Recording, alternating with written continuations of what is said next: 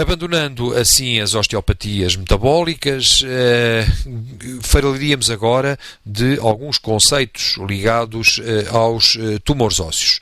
Os tumores ósseos podem ser primitivos, e dentro dos primitivos temos tumores ósseos benignos e malignos, sendo que os benignos são formados, enfim, não sendo isto obviamente uma listagem exaustiva, pelo quisto ósseo, portanto uma lesão quística, pelo fibroma não ossificante, o condroblastoma, o osteoblastoma ou o osteocondroma, também conhecido como exostose osteocartilagínea.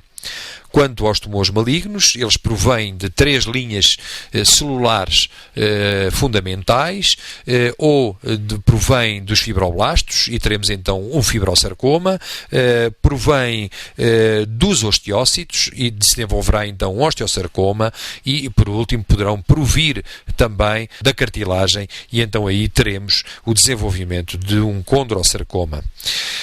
Como é sabido, também os tumores ósseos tendem, e os mais agressivos tendem sobretudo a afetar as populações mais jovens, muitas vezes antes da fusão epifisária.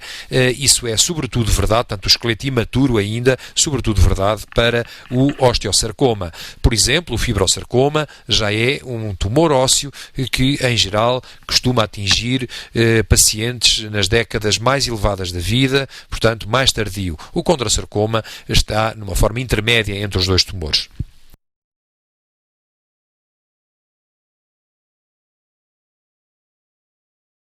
Obviamente seria muito difícil, no contexto desta revisão, estarmos aqui a falar exaustivamente de todas estas entidades.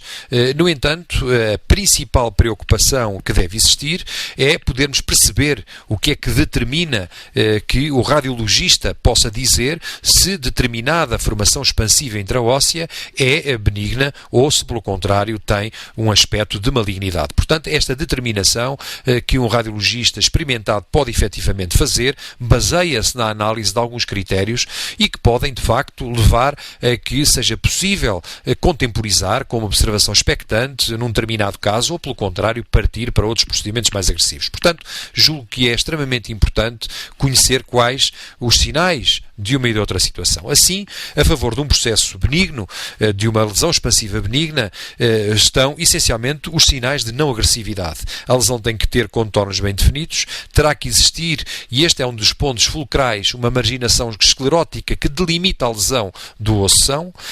A reação perióstica a existir será normalmente uma reação perióstica compacta, o que significa que o periósteo, embora lesado, teve tempo de reagir e de produzir novo osso ao longo do tempo, e também estes processos, em geral, não se fazem acompanhar de ruptura cortical, a não ser quando a cortical está de tal maneira adelgaçada por processos expansivos benignos que pode sofrer ruptura por traumatismo mínimo e então cursando com uma fratura patológica. Os dados a favor de malignidade. As lesões de grandes dimensões superiores a 5 cm têm muito mais probabilidade de ser malignas do que benignas, portanto, a dimensões influi claramente também no raciocínio perante a radiografia. O aspecto corroído, o aspecto permeativo do osso infiltrativo é de facto sugestivo de malignidade. As áreas de osteólise nestes casos não têm geralmente limites bem definidos com marginação esclerótica. A ruptura cortical é frequente, a reação perióstica não é compacta, pelo contrário, por exemplo, lamelar, o que significa que o perióstico é descolado, apoia novo osso e é descolado novamente pelo tumor, ou é mesmo destruído todo em todo e apenas consegue produzir novo osso à periferia, levando a que haja, digamos, uma produção de um e de outro lado que forma como que um triângulo conhecido como o triângulo de Codman, que é de facto um dos sinais muito conhecido e associado ao osteosarcomas extremamente agressivos. Por último, claro, se é uma lesão que não fica confinada ao córtex, a massa de tecidos moles acompanhante é muito frequente.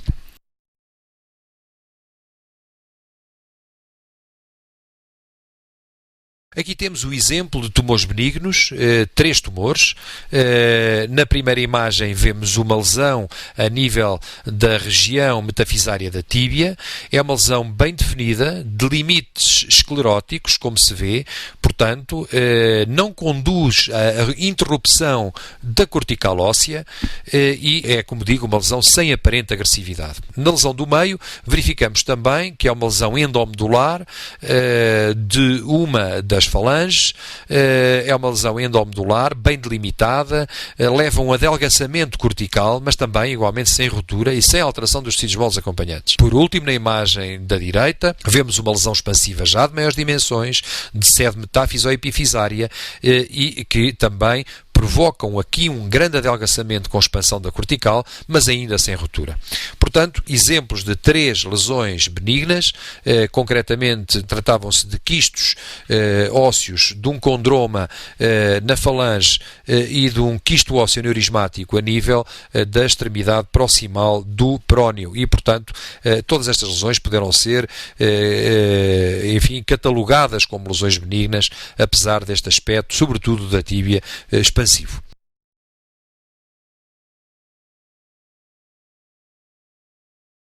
E aqui temos o que se entende, de facto, pelo aspecto radiológico habitual de malignidade, em que se observa uma grande massa de tecidos moles, se vê um aspecto corroído permeativo do osso, com interrupção da cortical, uma periostose extremamente indefinida, irregular, lamelar mesmo. Por exemplo, se olharem para a imagem da direita no prónio, podem ver as lamelas de periósteo descoladas, tipicamente refletindo a enorme agressividade deste tumor. Na imagem da esquerda vemos também que a massa de tecidos moles está parcialmente calcificada, fazendo ou dando um aspecto como de raios de sol, portanto é esta reação perióstica espiculada, também ela muito típica dos tumores malignos. No caso à esquerda tratava-se de um osteosarcoma, na imagem da direita tratava-se de um sarcoma de Ewing.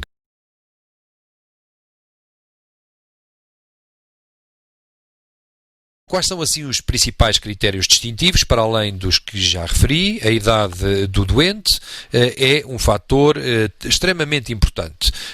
Os tumores primitivos são, de facto, muito mais frequentes na adolescência, enquanto que na idade adulta teremos que entrar em linha de conta também com a possibilidade de se tratarem de metástases ósseas.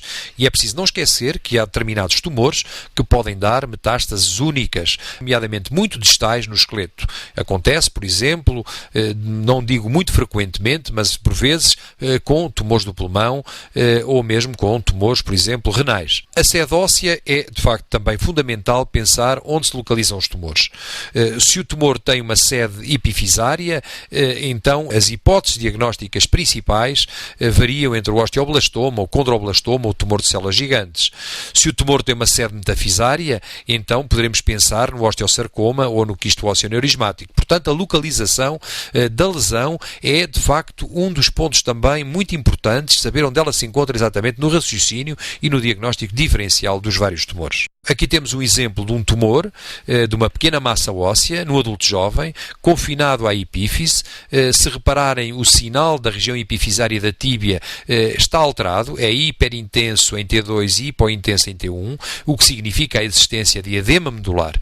Este é o aspecto típico de um condroblastoma, um tumor benigno de origem cartilagínea, de localização epifisária típica. Portanto, o diagnóstico pode ser colocado com base na observação imagiológica.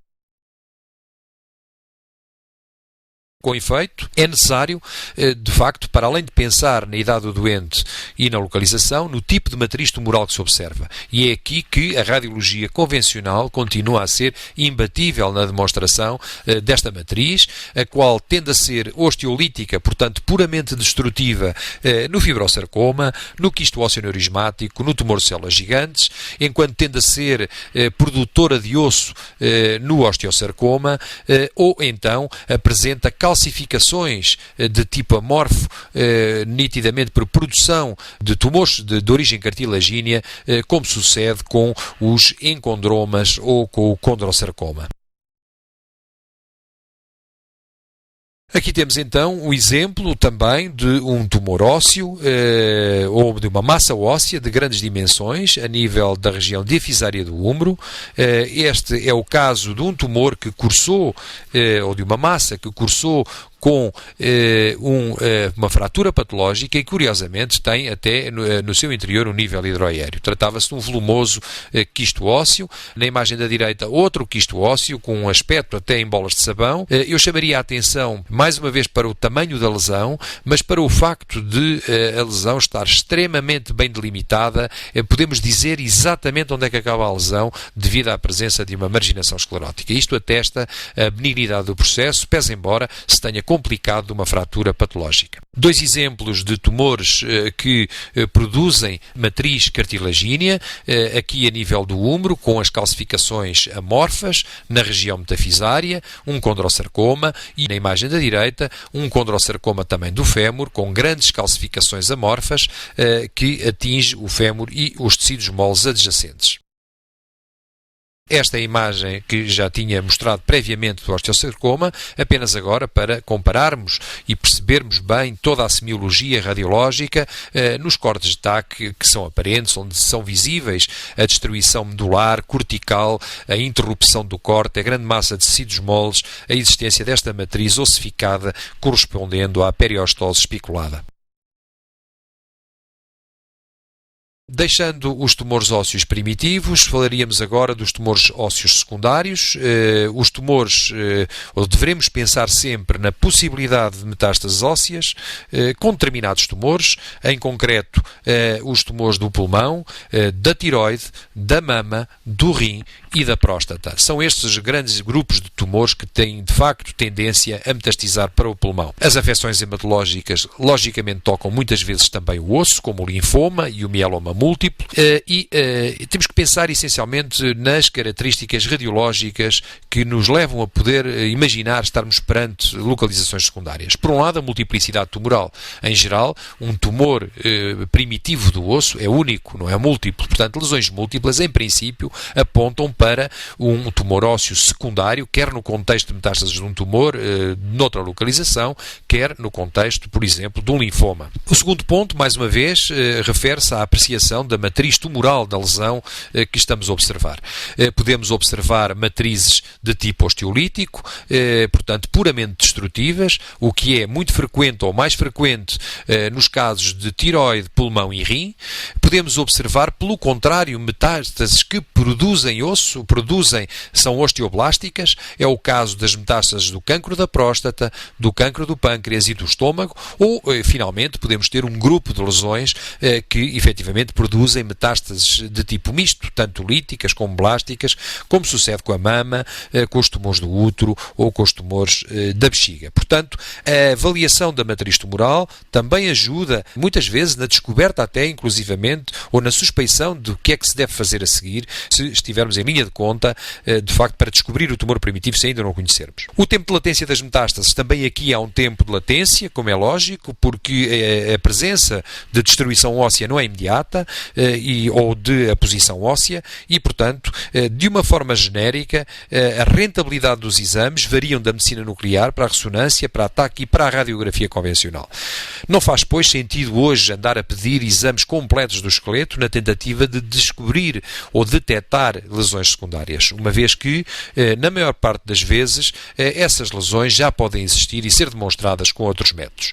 A medicina nuclear tem uma lógica vantagem em relação à ressonância magnética, é que a ressonância não é um exame de corpo inteiro, como sucede com os exames cintigráficos, como mais tarde irão ouvir falar. No entanto, devo-vos também dizer que a ressonância hoje está a evoluir cada vez mais para uma técnica onde é possível executar exames de corpo inteiro. Aqui temos então o aspecto de uma lesão osteolítica de grandes dimensões do acetábulo esquerdo. Repare-se que não há marginação esclerótica, a lesão é puramente destrutiva, tratava-se aqui de uma lesão metastática de um cancro da mama. Várias metástases na calote craniana, aqui também diagnosticadas facilmente pela imagem hipertransparente sem marginação esclerótica. Um exemplo à esquerda de metástases mistas, como podemos ver, osteocondensantes e osteolíticas, que levam a zonas de densidade óssea aumentada, cursando com outras áreas de osteólise, e aqui na imagem da direita podemos observar o aspecto de a chamada vértebra de marfim, portanto o envolvimento de um corpo vertebral com esclerose numa situação concretamente de um linfoma ósseo, em que vemos que a sua densidade é totalmente diferente das vértebras supra e infrajacente.